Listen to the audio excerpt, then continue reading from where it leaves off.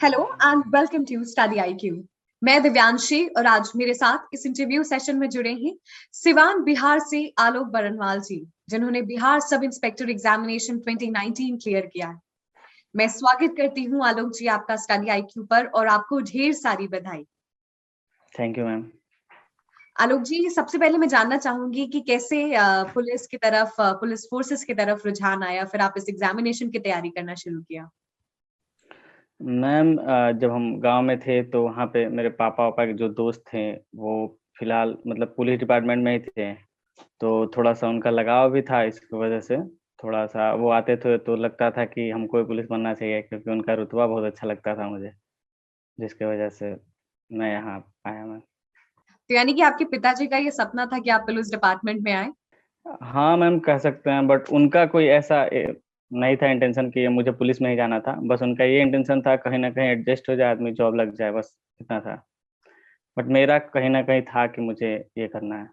तो आलोक जी, अब आप पर ही आते हैं, थोड़ा सा आप अपने बारे में बताएं कि कहाँ क्या ग्रेजुएशन शुरू है था आपका, और फिर आपने जैसे बताया कि आपका भी ये अंदर से था मोटिवेशन ड्राइविंग फोर्स की पुलिस डिपार्टमेंट में आना है, तो वो जर्नी थोड़ा सा बताएं।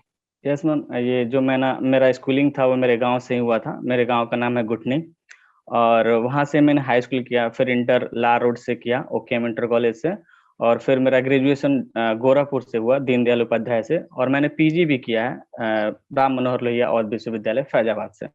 और उसके बाद से मैंने अपने गोरखपुर ही रह के सारी तैयारी वगैरह किया था मैं। तो आलोक जी, गोरखपुर में आप क्या ग्रेजुएशन कर रहे थे, उसके बाद रुझान आया कि इस एग्जामिनेशन की तैयारी करनी है? मैम मैंने बीकॉम की तैयारी कर रहा था, बट मुझे करना यही सब था, कंपटीशन की तैयारी ही करनी थी, चूँकि मेरे साथ में जितने भैया लोग थे वो लोग भी इसी सब का तैयारी करते थे। वो फिलहाल मतलब बैंक वगैरह की तैयारी करते थे, मैंने भी बैंक की तैयारी की। बट उस समय मुझे एक ही सक्सेस मिला था जब मैंने आरआरबी क्रैक किया था, बट मेरा इंटरव्यू में नहीं हो पाया था मैम। उसके बाद से एसएससी ज्वाइन किया, एसएससी में भी दिया, 2-4 एग्ज़ाम्स फेल हुए उसमें। और फिर मैंने एसआई के मतलब क्षेत्र में यहाँ ये मध्य प्रदेश एसआई दिया है मैंने, झारखंड एसआई दिया है, यूपी एसआई दिया है, फिर बिहार एसआई, तो फाइनली यहाँ सक्सेस मिला मैं। तो आलोक जी, जैसे आपने बताया कि पढ़ाई के साथ साथ ही आप अलग अलग कॉम्पिटिटिव एग्जामिनेशन की तैयारी कर रहे थे और उसी में से एक सब इंस्पेक्टर एग्जामिनेशन था। बट एक ड्राइविंग फोर्स कहते हैं ना, अगर जिस एग्जामिनेशन के लिए आपका अंदर से मन है, मोटिवेशन है, उस एग्जामिनेशन को आप अच्छे से क्लियर कर पाते हो। और जैसे पुलिस सब इंस्पेक्टर के केस में भी आपको पता था कि कहीं ना कहीं आपका रुझान है इस तरफ। Yes ma'am. मैम उसका ये था कि जब हम गाँव में रहते थे, मेरे पिताजी जो थे वो कहीं दरोगा आते थे तो कह बोलते थे कि दरोगा जी आ गए हैं, ये वो, बड़ा रिस्पेक्ट उनको फ़ील होता था कि ये लोग आए हैं। तो मुझे भी लगा कहीं न कहीं कि सही है, फिर करते हैं। जब मैंने मध्य प्रदेश एसआई दिया तो फिर लगा कि इसमें नहीं हो पाया, बट थोड़ा-सा लगा कि हाँ, वर्दी अच्छी लगती है। फिर उसके बाद से मैंने बहुत सा एसआई दिया, वहाँ झारखंड का भी दिया था मैंने। वो भी, उसमें भी नहीं हुआ, फिर यूपी एसआई भी दिए, उसमें भी नहीं हुआ। इसके पहले वाले 17-17 वाले मैंने बिहार का भी दिया था, बट उसमें भी नहीं हुआ, और उसमें मेंस में मैं छँट गया था, और यहाँ पे फिर मैंने ये दिया और क्रैक किया मैं। यानी कि बहुत सारे एग्जामिनेशन, बहुत सारे सब इंस्पेक्टर एग्जामिनेशन अलग अलग स्टेट्स के आप दे रहे थे, बट कहीं ना कहीं वो सक्सेस नहीं मिल पा रही थी, और शायद वहां से जो सीख मिली है उसको आपने यहाँ पे एकत्रित किया है पूरी एनर्जी के साथ, और रिजल्ट आपके ही डायरेक्शन, आपके ही लिए पॉजिटिव में आया है। तो आलोक जी, इसी पे यस। चर्चा करेंगे, स्ट्रैटेजी क्या रही आपकी? स्ट्रैटेजी मैम, वो जो मेरा प्रिपरेशन शुरू से ही था मैम, ऐसा नहीं था कि स्पेशली इसी के लिए प्रिपेयर किया था मैंने। और ये एक प्रोसेस होता है मैम, ऐसा नहीं है कि बस आप 1 साल पढ़े फिर आपका सिलेक्शन हो गया। मेरा पहले से ही कॉम्पिटिशन में थे तो थोड़ा कम हमको इसमें मेहनत करना पड़ा। बस सिलेबस देखना था और उसी के हिसाब से प्रिपरेशन करना था। अलग अलग स्टेट के आप सब इंस्पेक्टर एग्जामिनेशंस लिख रहे थे, तो क्या पैटर्न हर जगह सेम होता है या फिर अलग अलग स्टेट में वेरी करता है? मैम थोड़ा-सा ये जो झारखंड था और मध्य प्रदेश एसआई था और यूपी एसआई, इन तीनों में थोड़े-थोड़े स्टेट्स के टच करता है क्वेश्चन, बट बिहार में ऐसा कोई कुछ नहीं था। वो बिहार से कोई क्वेश्चन मुझे रिलेटेड नहीं पूछता है फिलहाल, और वहाँ पे पूछता था थोड़ा बहुत करंट, वहाँ का मतलब जीके वगैरह देखना पड़ता था मुझे। बाकी सारी चीज़ें सेम थी मैम, कॉम्पिटिशन तो इस जो ये एसआई वगैरह के होते हैं लगभग सेम ही होते हैं। कंपटीशन का सॉरी एक मैम? लेवल और पैटर्न मतलब मोर और लेस हर जगह सेम ही होता है। Yes ma'am. तो आलोक जी, जो और स्टेट के एग्जामिनेशन में जो गलतियां रह गई, जो चूक रह गई, उसको किस तरीके से एनालाइज किया, इंट्रोस्पेक्ट किया और इस एग्जामिनेशन में उस चीजों को रेक्टिफाई किया? क्योंकि हम कहते हैं ना कि आप अगर आप अपनी गलतियों को एनालिसिस करते हैं और दूसरे यस एग्जामिनेशन में लगाते हैं, तो वो जो बॉल है वो आपके कोर्ट में आ जाती है। मैम, वहाँ पे मैंने जब शुरू शुरू में प्रिपरेशन कर रहा था इन सारे मतलब दरोगा के लिए, तो फिर मैंने देखा कि जो मेरी गलतियां हैं उसको सुधारने की कोशिश करता था मैम। और उसका जो पेपर था उसका निकाल के उसके बाद से एनालिसिस करता था, कहाँ मैंने मिस्टेक किया है, क्या गलती की है, उन चीज़ को फिर रिकरेक्ट करता था। फिर मैंने ये देखा कि जहाँ मेरी गलती थी वाक़ई मुझे फ़ील होता था कि हाँ, मैंने यहाँ गलती की है, ऐसा मुझे नहीं करना चाहिए था। और उसके हिसाब से मैंने उन चीज़ों को ढूँढ के फिर सही किया और मैम आज यहाँ हैं। एक एक करके अगर हम उन गलतियों पे बात करें और इस एग्जामिनेशन में कैसे यूज किया, अगर उसको आप बता सकें। यस मैम, देखिए वहाँ पे जो था मतलब जैसे मध्य प्रदेश एसआई मैंने दिया था, तो वहाँ पे जो स्टेट का था तो मैं वहाँ से बिलॉन्ग नहीं करता था, क्योंकि मुझे और बिहार से था तो मुझे कुछ उतना नॉलेज नहीं था, बट उसके हिसाब से मैंने प्रैक्टिस सेट लिया था और कर रहा था, ऐसा नहीं था। मैंने अच्छी खासी मेहनत की, बट वहाँ भी नहीं हुआ मैम। लेकिन हाँ, ये था कि मैंने प्रिपेयर किया था, वहाँ के मतलब जीके को छोड़ के बाकी सारी चीज़ें पढ़ता था, तो वो सारी चीज़ें मैच करती थी मेरा यहाँ। और उसके बाद से मैंने उसको फिर अच्छे तरीके से किया मैम। और फिर उसके बाद झारखंड में भी वही था, चूँकि वहाँ भी 10 किलोमीटर का दौड़ होता था और मैं पहले से ही जानता था मेरे से दौड़ होगा नहीं, बट कोशिश करता था, पेपर निकाले उसके बाद प्रिपरेशन करेंगे। तो झारखंड में आपने बताया कि 10 किलोमीटर का दौड़ होता था और आपको पहले से पता था कि वो क्लियर नहीं हो पाएगा, तो बिहार सब इंस्पेक्टर में जो फिजिकल एग्जामिनेशन टेस्ट है, उसको यस कैसे मैम। क्लियर किया, कैसे अपने आप को तैयार किया? मैम यहाँ पे जो मेरा 29 नवंबर को पेपर फाइनल हुआ था मतलब मेंस का बिहार में। और मुझे लगा कि इसमें हो जाएगा, चूँकि मेरा अच्छा मार्क्स आ रहा था। फिर मैंने उसी दिन से मतलब 6 दिसंबर से फिर प्रिपरेशन करना शुरू किया और उसके बाद से मतलब लगभग 4 महीने के करीब में मैंने प्रिपरेशन किया और मेरा प्रिपरेशन अच्छा हो गया मैम।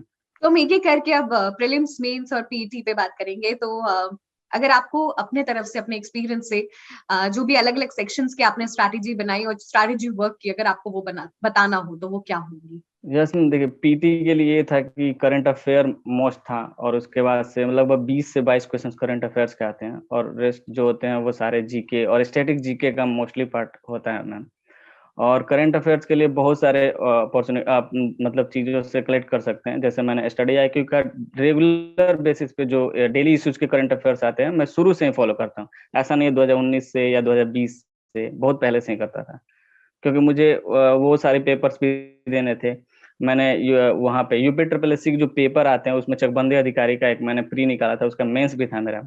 तो इन सब में भी बहुत हेल्प हुआ मेरा, ये जो डेली के इश्यूज पे करंट अफेयर्स आते हैं वो सारा मैं इनसे देखता था मैम। और भी सारे मेरे कोचिंग के नोट्स थे, उनसे पढ़ता था। और फिर वो था मेंस के लिए मैम, केवल आपको करंट अफेयर्स नहीं आते हैं, मैथ और रीजनिंग आते हैं 20 क्वेश्चन के अप्रॉक्स, और बाकी सारा वही सेम चीज़ रहता है। और आपका बिहार नहीं पूछता और करंट अफेयर मेंस में बिल्कुल नहीं पूछता है मैम। अगर हम प्रीलिम्स और मेंस की बात करें, तो हमने कई बार सुना है कि एक साथ तैयारी करनी चाहिए। तो आपके ख्याल से क्या, क्योंकि सेक्शंस अलग अलग होते हैं इसमें और ओवरलैपिंग्स नहीं होते हैं। यस मैम, बट उसमें ये था ना मैम, केवल आप जो प्री दे रही हैं उसमें आपको सिर्फ करंट अफेयर के स्पेशली मोस्ट होता है। और मेंस में सारा जीके का जो पोर्शन होता है 80 क्वेश्चन के अप्रोक्स, वो सारा सेम ही होता है मेंस में। बस उसमें क्या होता है, करंट अफेयर की जगह पे आपका वो मैथ और रीजनिंग आ जाता है। और मतलब बिहार में थोड़ा सा है, मैथ रीजनिंग कोई वो इशू नहीं रखता है, तो इसलिए मुझे ज़्यादा उतना प्रिपरेशन करना नहीं था मैम। हाँ, ये था कि ये नहीं है कि बस 1 महीने का या 1 साल का ये प्रिपरेशन था। एक जर्नी थी, जो यहाँ आके खत्म हुई मैम। फिर आगे भी प्रिपरेशन करना है। आलोक जी, ये तो आपने स्ट्रैटेजी की बात की। अब मैं आपसे थोड़ा सा जानना चाहूंगी, जैसे आपने झारखंड एसआई में बताया था कि आप फिजिकली फिट अपने आप को नहीं मानते थे, और हमने बात भी की कि कैसे खुद को तैयार यस मैम। किया। पर जो भी स्टूडेंट्स हैं जो पढ़ाई ही करते हैं, तो अपने आप को कैसे फिजिकली फिट बनाए यस। इस फिजिकल एग्जामिनेशन टेस्ट के लिए? मैम क्या होता है ना कि जैसे हम लोग जब प्रिपरेशन कर रहे थे, उसी समय में हम लोग सुबह-सुबह या मान लीजिए कि 4 या 5 बजे उठ के थोड़ा वॉकिंग वगैरह करते थे, फिर एक्सरसाइज होता था, फिर आराम से उसी के हिसाब से सारा चीज़ शेड्यूल किया गया था। और मतलब ऐसा लगता है जैसे मान लीजिए कोई एसआई का पेपर देना है या किसी भी फिजिकल कॉम्पिटिटिव एग्ज़ाम देना है, तो उस सिचुएशन में भी पहले से अपने आप को प्रिपेयर करना पड़ता है। और रेगुलर बेसिस पे सुबह उठिए, एक्सरसाइज कीजिए, थोड़ा-सा रन अप कर लीजिए, सही रहता है। और उस हिसाब से मैंने अपना प्रिपरेशन किया था। आलोक जी, किस तरीके से स्टडी आईक्यू आपकी जर्नी में साथ रहा? मैम, स्टडी आईक्यू जो था, मैं शुरू से ही इसको फॉलो करता हूँ, और जो रेगुलर बेसिस पे जो करंट न्यूज आते हैं या जो भी इश्यूज होते हैं उस पे जो वीडियोस बनते हैं, वो मैं रेगुलर इसको विजिट करता हूँ, क्योंकि ये हर एग्जाम्स के लिए बहुत ही ज़रूरी होता है और उसके हिसाब से अपना प्रिपरेशन किया जाता है मैम। और इसके साथ-साथ मैंने बहुत सारे करंट अफेयर्स के बुक भी पढ़े थे, और स्टडी आईक्यू मतलब एक ही एग्जाम के लिए नहीं, बहुत सारे एग्जाम्स के लिए बहुत ही ज़्यादा यूज़फुल होता है मैम।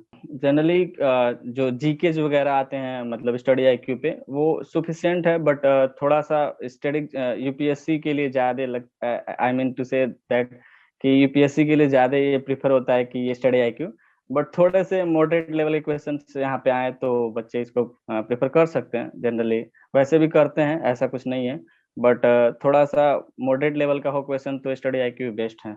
आलोक जी, हमें खुशी है कि हम आपकी सक्सेस स्टोरी का हिस्सा बन सके, और हम सेशन के एंड में हैं। आप कुछ फाइनल टिप्स सजेशन देना चाहेंगे सभी एस्पिरेंट्स को जो इस एग्जाम की तैयारी कर रहे हैं? यस मैम, ये एग्ज़ाम होते हैं वो सारे बच्चों के लिए यही कहना है कि वो अपने मन से तैयारी करें, अच्छे से तैयारी करें। किसी भी मतलब कॉम्पिटिशन एग्ज़ाम के लिए सबसे पहली चीज़ ये कंसिस्टेंसी होनी चाहिए मैम, और एक उम्मीद होना चाहिए कि हाँ, मैं कर सकता हूँ। ऐसा ना हो कि बस एक डिसकंटिन्यूटी हो कि आप ये कर लिए, फिर 2 घंटे पढ़े, 4 घंटे पढ़े, फिर छोड़ दिए, ऐसा कुछ नहीं होना चाहिए। कंटिन्यूटी होनी चाहिए सबके अंदर, और वही उनका कंटिन्यूटी ही वो उनको सक्सेस दिलाता है मैम, चाहे किसी भी एग्ज़ाम के लिए वो प्रिपेयर कर रहे हों। और मैं यही कहना चाहता हूँ कि प्लीज़ ऐसा ना करें कि 2 घंटे, 4 घंटे पढ़ने के बाद फिर बंद कर दें। उसको रेगुलरिटी अपने आप में लाएँ, तो बहुत कुछ कर सकते हैं ma'am. Thank you so much Alok ji, हमारे साथ जुड़ने के लिए और अपनी जर्नी शेयर करने के लिए। पूरी टीम की तरफ से आपको ढेर सारी शुभकामनाएं। थैंक धन्यवाद यू। मैम।